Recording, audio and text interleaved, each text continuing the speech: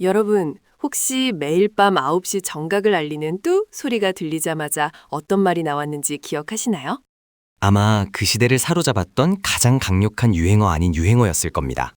바로 전두환 대통령은 오늘이라는 문장이었죠. 맞아요. 그게 바로 우리가 흔히 말하는 땡전 뉴스의 시작이었잖아요. 네, 하지만 단순히 뉴스 첫머리에 대통령이 나왔다는 사실보다 훨씬 더 무서운 시스템이 그 이면에 숨어 있었습니다.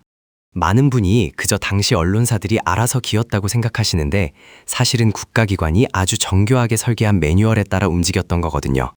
매뉴얼이라고요? 그냥 눈치껏 대통령 찬양 기사를 쓴 게 아니었나요? 전혀 아닙니다. 이걸 모르면 1980년대 언론의 비극을 제대로 이해할 수 없어요. 정부가 매일 아침 각 언론사에 오늘 기사는 이렇게 써라 라고 구체적인 지침을 내려보냈는데 이게 바로 그 유명한 보도 지침입니다. 보도 지침. 말로만 들어봤지 정확히 어떤 식으로 작동했는지는 잘 모르는 분들이 많을 것 같아요. 오늘 이 이야기를 끝까지 들으시면 우리가 매일 보는 정보가 권력에 의해 어떻게 난도질 당할 수 있는지 그 소름 돋는 실체를 확인하시게 될 겁니다. 단순히 기사를 못 쓰게 막는 수준이 아니라 기사의 위치, 글자 크기, 심지어는 사진의 각도까지 통제했거든요. 와, 사진의 각도까지요? 그건 거의 신문을 직접 제작한 거나 다름없네요. 그렇죠. 말 그대로 언론사는 국가 홍보처의 하청업체로 전락했던 시절입니다. 1980년 전두환 신군부가 집권하면서 가장 먼저 손을 댄 게 바로 언론 통폐합이었어요.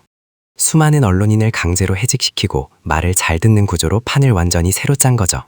그렇게 장악한 언론을 관리하기 위해 문화공부부 산하에 홍보조정실이라는 기괴한 조직을 만듭니다. 여기서 매일매일 언론사로 가이드라인을 팩스로 보냈는데 그 내용이 정말 상상을 초월합니다. 매일 아침마다 숙제를 내려보낸 셈이네요. 구체적으로 어떤 지침들이 있었나요? 예를 들어 이런 식입니다. 5.18 관련 소식은 절대 일면에 실지 마라. 대통령의 행사 사진은 반드시 가로로 크게 배치해라.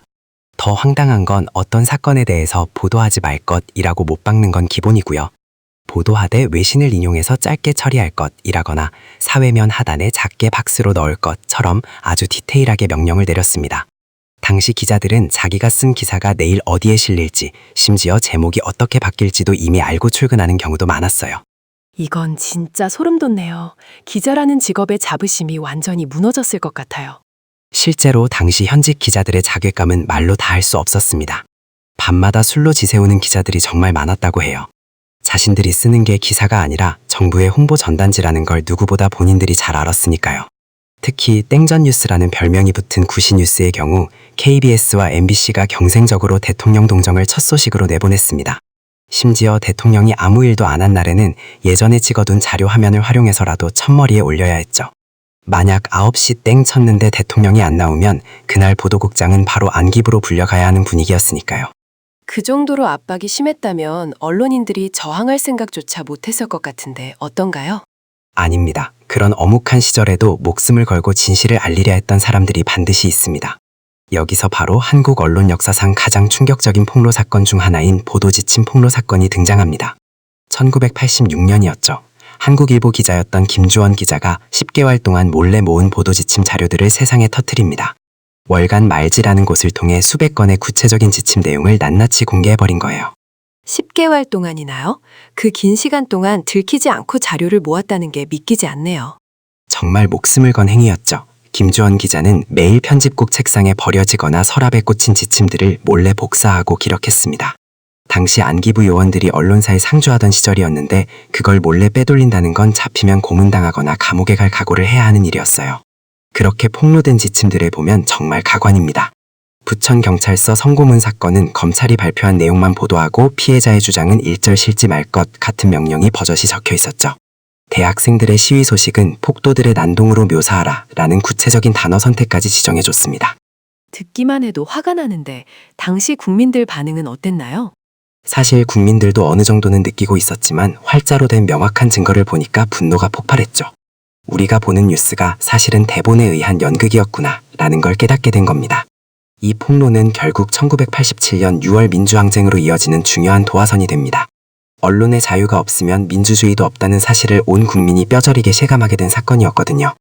여기서 생각이 완전히 바뀔 수 있겠어요.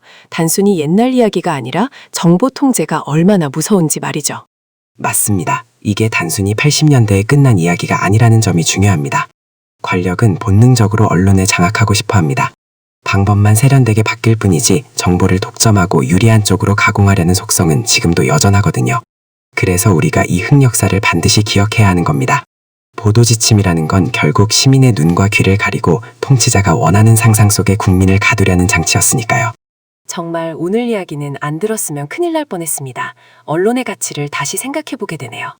우리가 당연하게 누리는 지금의 뉴스들이 과거 선배 언론인들이 감옥을 가면서까지 지켜낸 결과물이라는 걸 잊지 않았으면 좋겠습니다. 땡소리와 함께 시작되던 그 공포의 정치가 다시는 반복되지 않도록 시청자분들도 뉴스를 비판적으로 보는 시각을 가지셔야 합니다. 오늘 긴 시간 동안 정말 깊이 있는 설명 감사드립니다. 네, 저도 즐거운 시간이었습니다. 오늘 영상이 유익하셨다면 구독과 좋아요 부탁드리고요. 저희는 다음 시간에 더 흥미로운 주제로 돌아오겠습니다. 시청해주셔서 감사합니다.